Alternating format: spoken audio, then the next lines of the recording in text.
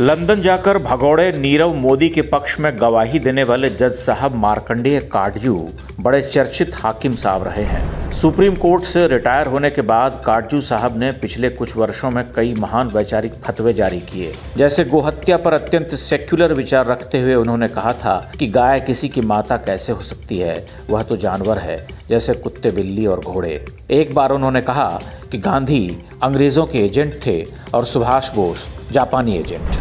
ऐसे ही किसी रोज उनका दिल उर्दू शायरी पर ऐसा निसार हुआ कि हिंदी की महान कविता परंपरा को उर्दू से निम्नतर और हेठा बता दिया। वैसे उनसे पूछा जा सकता था कि काटजू साहब, आप साहित्य के समालोचक कब हुए? एक बार उन्होंने कहा कि बिहार में लालू राज में फ्रीडम ऑफ स्पीच था, नीतीश राज में नहीं है, जबकि सच्चाई इसके उलट रही है।